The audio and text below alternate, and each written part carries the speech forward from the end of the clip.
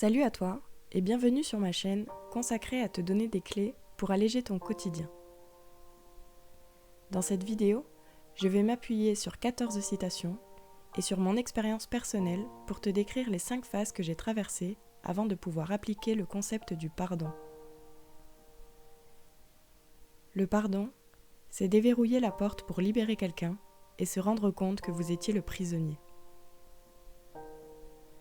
J'ai débuté ce chemin avec égoïsme. Pourtant, le parcours jusqu'au pardon m'a transformée. J'étais loin de m'imaginer arriver à un tel niveau d'apaisement. La première phase naît d'une souffrance qui mène au désir de vengeance. Mon histoire avec le pardon a commencé dans le chaos. J'étais dominée par le ressentiment, la haine, le dégoût et par le sentiment d'injustice. J'attribuais volontiers la responsabilité de mes souffrances aux autres. Tout était de leur faute. J'étais leur victime. Très vite est né mon désir de vengeance. Le pardon n'est peut-être que la forme la plus raffinée de la vengeance. Il est fort possible que ce soit cette phrase qui ait suscité ma curiosité. Pardonner pour se venger ? L'idée m'était séduisante. Le pardon comme arme, j'avais envie d'en savoir plus. Les personnes faibles se vengent, les personnes fortes pardonnent, les personnes intelligentes ignorent. Dans ma situation, dans l'état où j'étais, je n'étais ni forte ni intelligente. J'avais essayé l'ignorance, mais ma colère était trop forte. Peut-être que mon désir de me venger par le pardon était en train de créer le pont entre le moi faible que j'étais et le moi fort du futur. Je retrouvais l'espoir. Je voulais devenir forte. Tout me poussait à m'intéresser à cette notion complexe, le pardon. Si pour atteindre mon but, il fallait que je pardonne, alors j'apprendrais. Oui, mais voilà, ce n'était pas si simple. Le pardon n'exclut pas la justice. Et cette vérité me bloquait. Où était la justice ? J'avais beau formuler les phrases « je lui pardonne »,« je leur pardonne », ça sonnait faux. Il y avait cette rancœur coincée dans ma gorge, et dans mon sang coulait ce sentiment profond d'injustice. Mais justice aurait-elle été faite que je me serais sentie libérée ? Aurais-je cessé d'avoir mal ? Aurais-je guéri ? Serais-je devenue forte ? La réponse coulait de source. Non. Cette évidence me frappa encore plus violemment et me propulsa dans la deuxième phase. La remise en question. Le vrai chemin du pardon, c'est de comprendre la faute par ses causes. Mes pensées m'auto-détruisaient, et force était de reconnaître que plus aucun élément extérieur ne stimulait cette douleur en moi, qui pourtant s'envenimait. C'était comme si un serpent lent et sournois vivait dans mes veines, et je commençais à comprendre que c'était moi qui le nourrissais. J'entretenais ma haine comme si elle était devenue essentielle à ma survie. J'étais droguée au mal, et je peinais à accepter le sevrage. Je maintenais constamment une certaine dose de souffrance, quitte à ce qu'elle vienne de moi. J'avais finalement une grande responsabilité dans mon malheur. À ce stade, je fis l'état des lieux.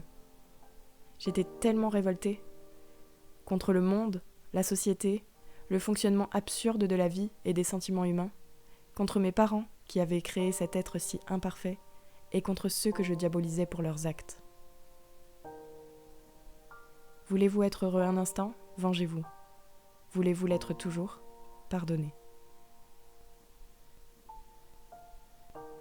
En fin de compte, c'était moi que je haïssais le plus. Mon désir de vengeance avait disparu. Tout était de ma faute finalement. Mon absence de courage, ma faiblesse, mon impuissance, ma peur m'avaient mené à des situations désespérées et à subir l'inacceptable. J'étais mon propre bourreau. C'était insensé. Comment avais-je pu en arriver là ? J'avais l'impression que ma quête du pardon était bien loin désormais. Inatteignable. Mais si l'on ne peut pardonner, cela ne vaut pas la peine de vaincre. La colère que je ressentais s'était majoritairement tournée sur moi, et c'est à ce moment-là que j'entreaperçus une brèche dans mes défenses. Je m'y infiltrai de force et entrai dans la 3e phase. L'exercice qui mène à la pratique. Considérant que je n'avais rien à y perdre, je tentais une expérience. Transmuter l'énergie de colère en énergie de gratitude. Ça semblait ambitieux et irréalisable, mais comme on dit, qui ne tente rien n'a rien. Mon idée était d'aborder le pardon sous une forme d'ironie. L'exercice était simple. Écrire en m'adressant aux déclencheurs de mes peines, ces personnes que je détestais mais ne haïssais plus. La seule et unique contrainte que je m'imposais dans cet exercice libérateur était de commencer chaque phrase par « merci ». Ainsi, l'ironie prenait forme. Merci de m'avoir abandonné. Merci de m'avoir insulté et menacé si violemment. Merci de m'avoir fait du mal. L'écriture peut-elle viser autre chose qu'une mise au point avec soi, une catharsis, une purification aristotélicienne, viscérale, sincère, authentique, la fabrication d'un livre obéit aux lois de la psychologie des profondeurs. La catharsis était en œuvre. Je me purgeais en vomissant mes rancunes. Étonnamment, je me sentais un peu mieux, allégée. Je ne compris pas tout de suite pourquoi. Avais-je raison de les remercier ? L'ironie était-elle en fin de compte un outil pour me rendre compte que j'avais de réelles raisons de leur en être reconnaissante ? C'était étrange comme idée. Mais visiblement, ça fonctionnait. Aurais-je fait cette découverte si je n'avais pas traversé ces épreuves ? Et si chaque blessure nous apprenait en réalité quelque chose sur nous-mêmes ? L'erreur est humaine, le pardon divin. Je m'étais glissée sans m'en apercevoir dans la 4e phase. L'acceptation par la gratitude. Je me mis à remercier, à être reconnaissante pour toutes les choses qui m'avaient menée à ce niveau de compréhension. Positif, négatif, tout y passait. Je me sentais de plus en plus légère. Je comprenais en effet que l'erreur est humaine. Et après ça, comment entretenir la rancœur ? Pourquoi faire ? J'évoluais et c'était indéniable. Je ne pouvais qu'en être réellement et profondément reconnaissante. Depuis le départ, la clé que je cherchais était en moi, et chacune de mes souffrances avait contribué à la rendre accessible. Libérée considérablement par ces progrès internes, je décidai de faire l'exercice d'ironie sur moi-même. J'avais assimilé le mécanisme et le filtre de la gratitude embellissait toutes mes pensées autrefois destructrices. La sensation était incroyable. J'avais réussi mon challenge, purifier mon énergie de colère en énergie de gratitude. Qui l'aurait cru ? C'est alors que j'entrais dans la 5e et dernière phase. Le pardon. Il était évident de commencer par la source. Être adulte, c'est avoir pardonné à ses parents. J'étais devenue adulte.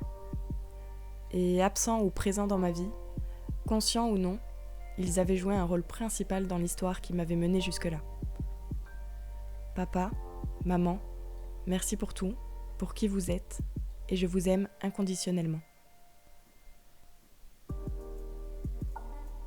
Celui qui pardonne prend un nouveau départ, et par la grâce de son pardon, l'autre se redresse dignement pour prendre lui aussi un nouveau départ. En pardonnant, on montre qu'on croit en l'avenir et à la capacité de changement de celui qui a fait un faux pas.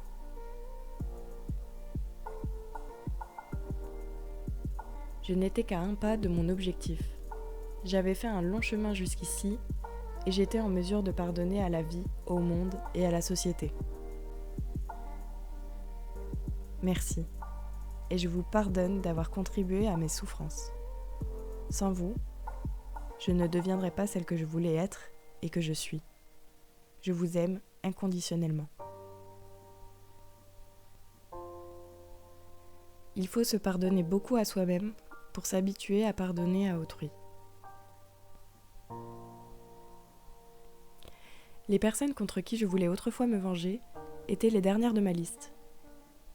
Car il fallait que je parvienne à me pardonner d'abord. J'étais confrontée à un ultime blocage. Comment me pardonner si on ne me pardonne pas ? N'est-ce pas prétention que de s'auto-pardonner ? On ne pardonne pas quelque chose, on pardonne à quelqu'un. L'acte reste mauvais, mais la personne ne le devient pas. On ne peut la réduire à son geste nocif.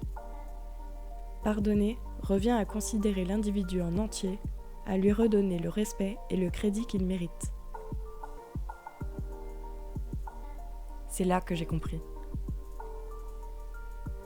Ce qui était, a été et n'est plus. J'avais donné ma part, et cette part donnée méritait que je me pardonne. La solution était dans le mot lui-même, pardonner. J'en souris encore aujourd'hui de ce fantastique éclair de lucidité. Si simple, si évident. Je me remercie, je me pardonne et je m'aime inconditionnellement. À vous, qui m'avez torturé, qui m'avez sali, insulté, trahi, blessé, abandonné, menti, menacé, terrorisé. Je vous remercie sincèrement et profondément. Je vous pardonne.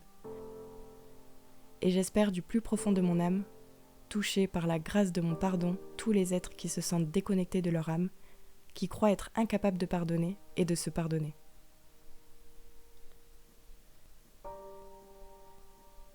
Pour conclure, je m'adresse à toi, qui regarde cette vidéo. La clé se cache en toi. Tu es magnifique. Il est temps de donner ta part pour te pardonner enfin. Merci d'avoir regardé cette vidéo et tu peux te remercier aussi d'être resté jusqu'au bout. N'hésite pas à partager tes ressentis, tes expériences personnelles ou même la citation que tu as préférée en laissant un commentaire. N'hésite pas à aimer et à partager si tu penses que ça peut être utile à quelqu'un de ton entourage. Et enfin, abonne-toi si tu veux être au courant de mes prochaines vidéos. Sur ce, je t'embrasse et je te dis à bientôt.